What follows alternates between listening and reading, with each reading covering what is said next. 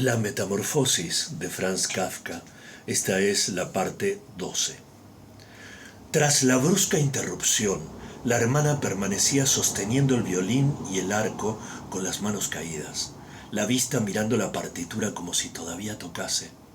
Pero pronto superó el desconcierto en que había caído y colocó el instrumento en el regazo de la madre, que estaba con el pecho agitado y con dificultades para respirar. Corrió hacia la habitación de los inquilinos, quienes se acercaban cada vez más deprisa ante la insistencia del padre. Se veía cómo, gracias a las hábiles manos de la hermana, las mantas y almohadas de las camas volaban hacia lo alto y se ordenaban. Antes de que los señores hubiesen llegado a la habitación, había terminado de hacer las camas y se había escabullido hacia afuera.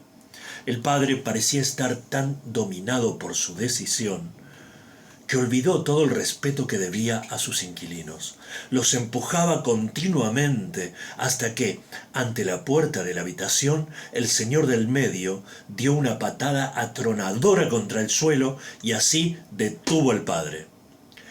«Declaro a ustedes», dijo, levantando la mano y buscando con sus miradas también a la madre y a la hermana, «que teniendo en cuenta las repugnantes circunstancias que reinan en esta casa y en esta familia», dicho lo cual escupió decididamente sobre el suelo, «en este preciso instante dejo la habitación. Por los días que he vivido aquí no pagaré, naturalmente, lo más mínimo. Por el contrario, pensaré si no procedo contra ustedes con demandas por daños y perjuicios». Calló y miró hacia adelante como si esperase algo. En efecto, sus dos amigos intervinieron inmediatamente con las siguientes palabras: «También nosotros dejamos en este momento la habitación». A continuación, el inquilino que había hablado primero agarró el picaporte y cerró de un portazo. El padre se tambaleaba tanteando en dirección a su silla y se dejó caer en ella. Parecía como si se preparase para su acostumbrada siestecita nocturna. Pero la profunda inclinación de la cabeza, abatida como si nada la sostuviese, mostraba que de ninguna manera dormía. Gregorio yacía todo el tiempo en silencio en el mismo sitio en el que lo habían descubierto los huéspedes. La decepción por el fracaso de sus planes, pero quizás también la debilidad causada por el hambre que pasaba, le impedían moverse. Tenía la certeza de que dentro de unos momentos se desencadenaría sobre él una tormenta total, y la esperaba. Ni siquiera se sobresaltó con el ruido del violín, que por entre los temblorosos dedos de la madre se cayó de su regazo y produjo un sonido retumbante. «Queridos padres», dijo la hermana, dando un golpe sobre la mesa, «esto no puede seguir así. Si ustedes no se dan cuenta, yo sí me doy. No quiero ante este bicho pronunciar el nombre de mi hermano, y por eso solamente digo, tenemos que intentar quitárnoslo de encima. Hemos hecho todo lo humanamente posible por cuidarlo y aceptarlo. Creo que nadie puede hacernos el menor reproche». «Tienes razón 1,000 veces», murmuró el padre. La madre, que aún no tenía aire suficiente, comenzó a toser sordamente, tapándose la boca con la mano, con expresión de locura en sus ojos. La hermana corrió hacia la madre y le sujetó la frente. El padre parecía estar enfrascado en una serie de pensamientos derivados de las palabras de la hermana. Se había sentado más derecho, jugueteaba con su gorra entre los platos y miraba de vez en cuando a Gregorio, que permanecía en silencio. «Tenemos que intentar quitárnoslo de encima», dijo entonces la hermana, dirigiéndose solo al padre, porque la madre con su tos no oía nada. «Los va a matar a los dos, ya lo veo venir. Cuando hay que trabajar duramente como lo hacemos nosotros, no se puede, además, soportar en esta casa este tormento sin fin. Y yo tampoco puedo más. Rompió a llorar de una forma tan violenta que sus lágrimas caían sobre el rostro de la madre, la cual la secaba mecánicamente con las manos. Pero hija, dijo el padre compasivo y con sorprendente comprensión, ¿qué podemos hacer? La hermana solo se encogió de hombros, en señal de que ella tampoco lo sabía, en contraste con su seguridad anterior. Si él pudiese comprendernos, dijo el padre como interrogando. Sin dejar de llorar, la hermana movió violentamente la mano como señal de que no podía ni pensar en ello. Si él nos entendiese, reiteró el padre, dando a entender que compartía la convicción de la hermana acerca de que aquello era imposible. Entonces podríamos llegar a un acuerdo con él, pero así... ¡Tiene que irse!, exclamó la hermana. Es la única posibilidad, padre. Solo tienes que quitarte la idea de que eso es Gregorio. El haberlo creído durante tanto tiempo ha sido nuestra auténtica desgracia. ¿Cómo es posible que eso sea Gregorio? Si fuese él, hubiese comprendido hace tiempo que una convivencia entre personas y semejante insecto no es posible. Se hubiese marchado por su propia voluntad, ya no tendríamos un hermano, pero podríamos continuar viviendo y conservaríamos su recuerdo con honor. Pero esta bestia nos persigue, echa a los huéspedes, quiere evidentemente adueñarse de toda la casa y dejar que pasemos la noche en la calle.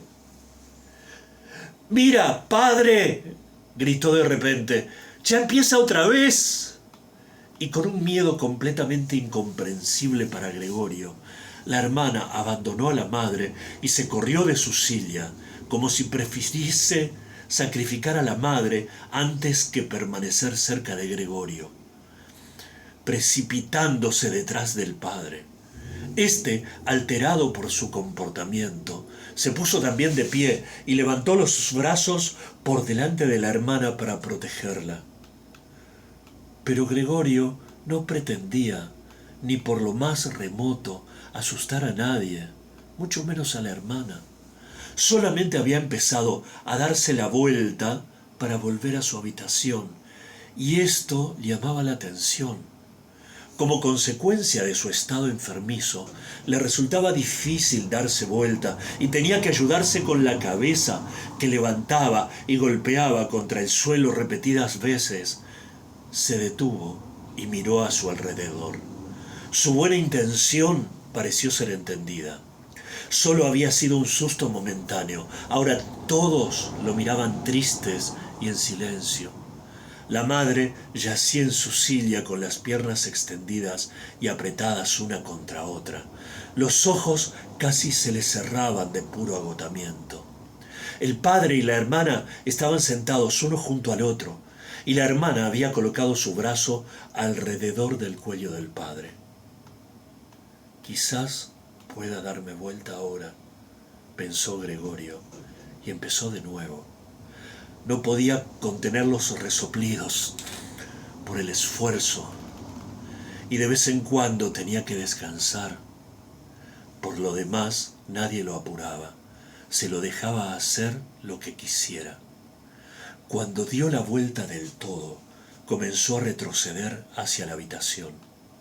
Se asombró de la gran distancia que lo separaba de ella y no comprendía cómo, con su debilidad, hacía un momento había recorrido el mismo camino sin notarlo.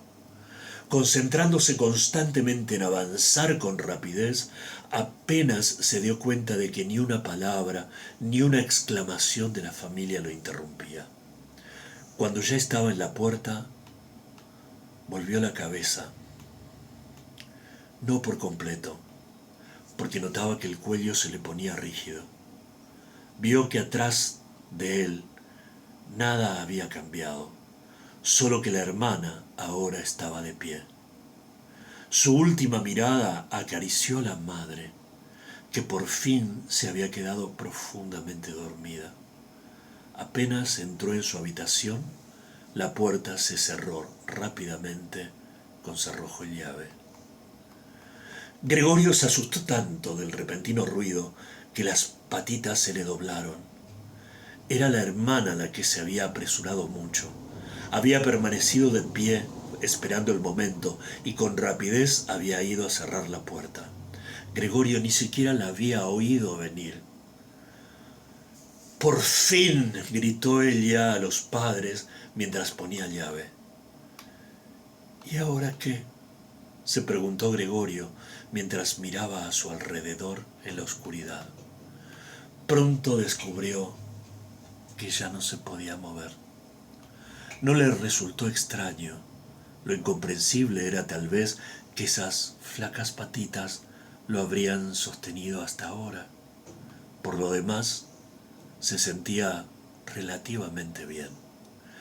Es verdad que le dolía todo el cuerpo, pero le parecía como si los dolores se hiciesen más y más débiles y al final desapareciesen por completo. Apenas sentía ya la manzana podrida incrustada en su espalda y la infección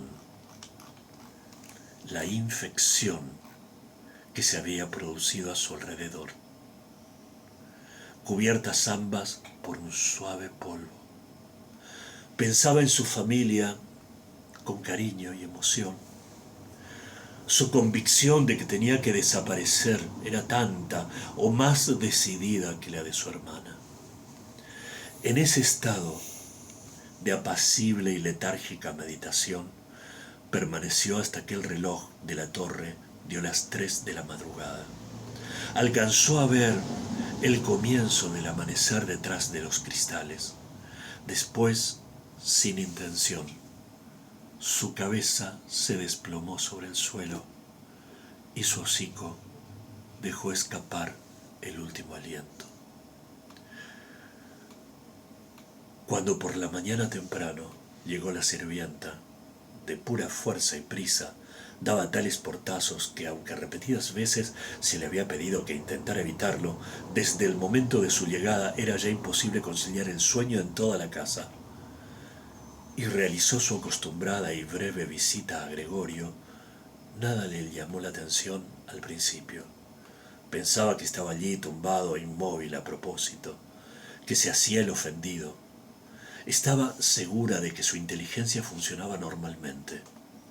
Como tenía la escoba larga en la mano, intentó con ella hacer cosquillas a Gregorio desde la puerta.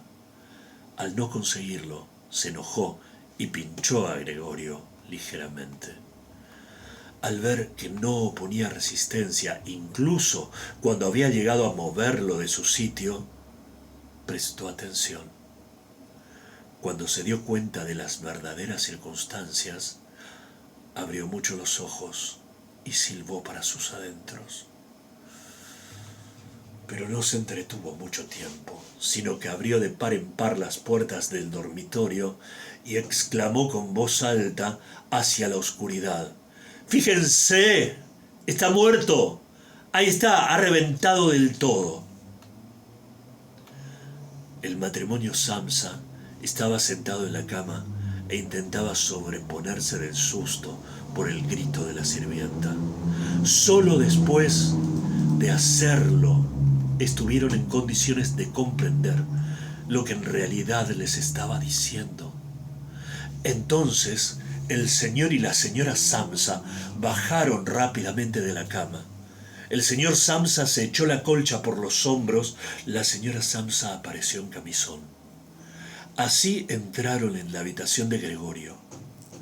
Entretanto, también se había abierto la puerta de la sala, donde dormía Greta desde la llegada de los inquilinos. Estaba completamente vestida, como si no hubiese dormido. Su rostro pálido parecía probarlo. «¿Muerto?», dijo la señora Samsa, y levantó los ojos con gesto interrogante hacia la sirvienta, a pesar de que ella misma lo podía comprobar con sus propios ojos. «Ya lo creo», dijo la sirvienta, y como prueba empujó un buen trecho el cadáver de Gregorio con la escoba. La señora Samsa hizo un movimiento como si quisiera detener la escoba, pero al final no lo hizo.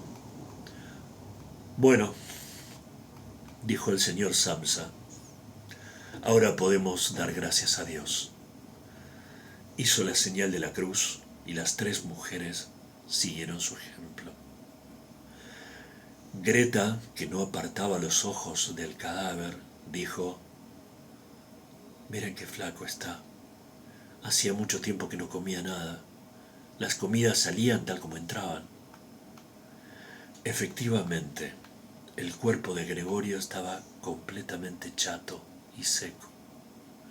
Esto se vio ahora, cuando ya no se levantaba sobre sus patitas y ninguna otra cosa distraía su mirada.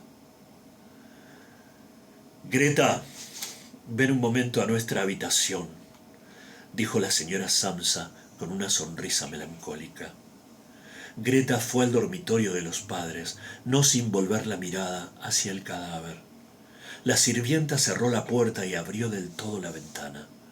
A pesar de lo temprano de la mañana, había una cierta tibieza mezclada con el aire fresco. Ya era finales de marzo. Los 3 inquilinos salieron de su habitación y miraron asombrados que el desayuno no estaba servido. Se habían olvidado de ellos. «¿Dónde está el desayuno?», preguntó de mal humor el señor del medio a la sirvienta. Esta, por toda contestación, se colocó el dedo en la boca e hizo señales para que fuesen a la habitación de Gregorio. Se acercaron y permanecieron de pie alrededor del cadáver, con las manos en los bolsillos de sus chaquetas algo gastadas. La habitación ahora estaba totalmente iluminada.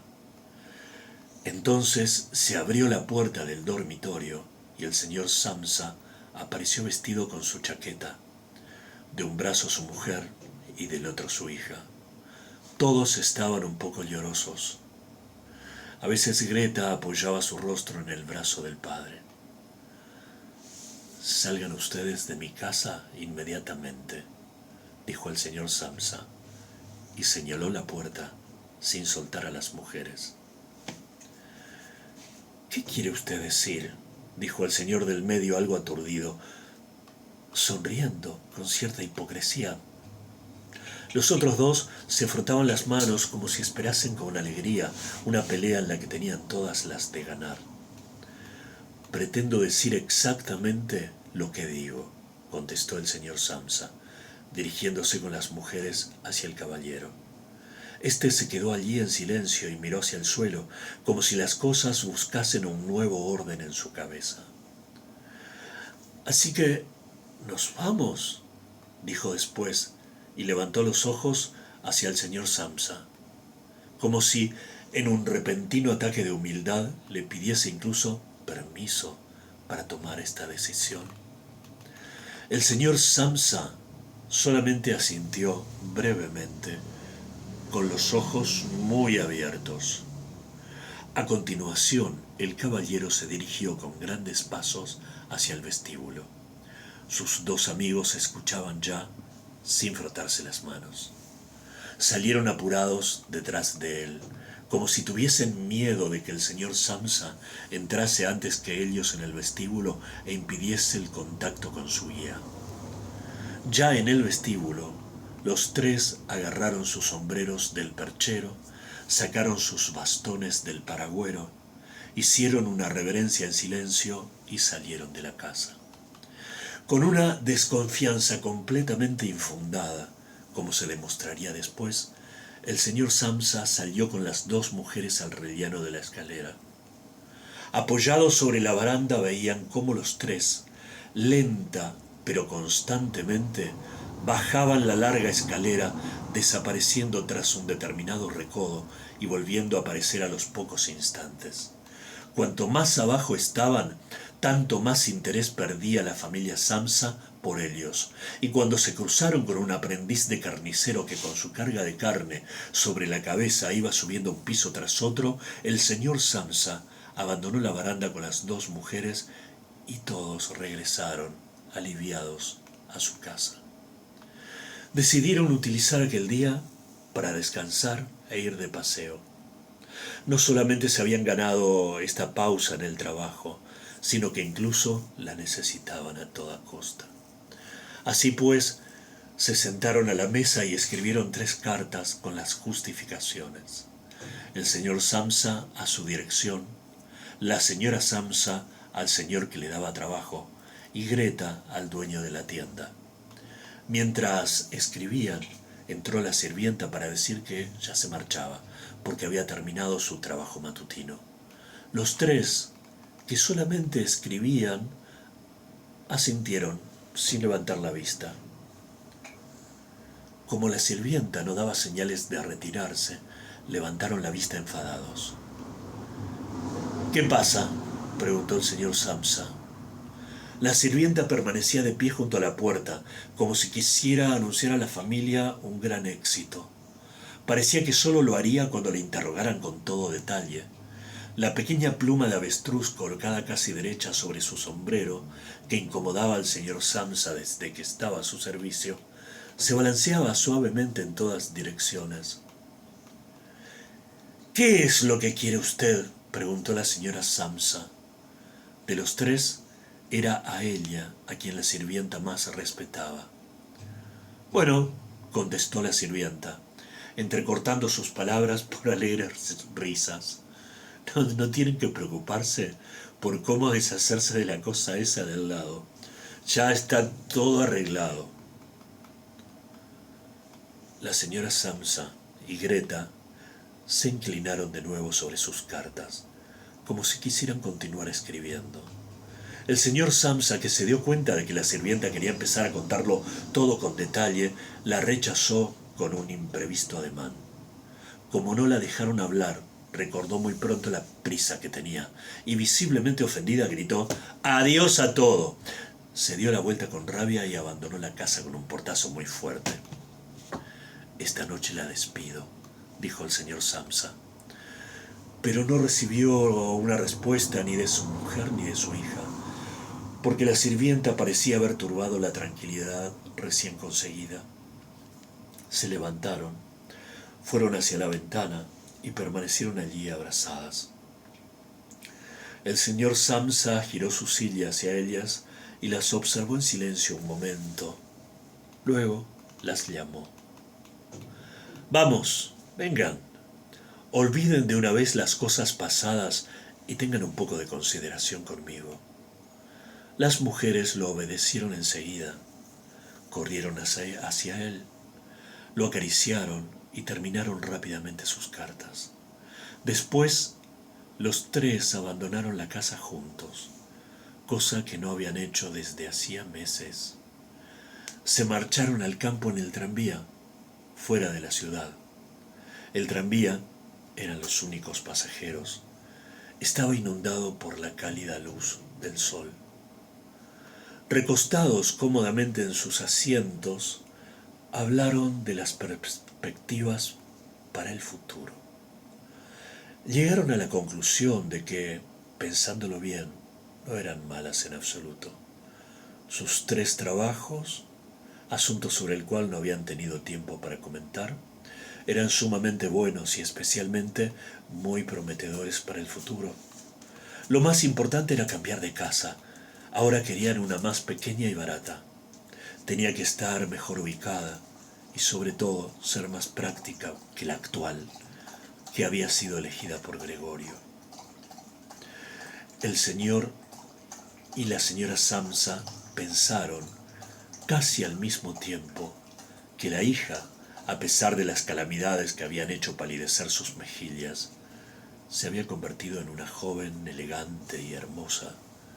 Se fueron quedando en silencio y entendiéndose casi inconscientemente con las miradas. Pensaban que pronto llegaría el momento de buscarle un buen marido. Y como una suerte de confirmación de aquellos sueños y anhelos, al final del recorrido, la hija se levantó antes que ellos y estiró su cuerpo juvenil. Y aquí es donde en el libro aparece la palabra fin.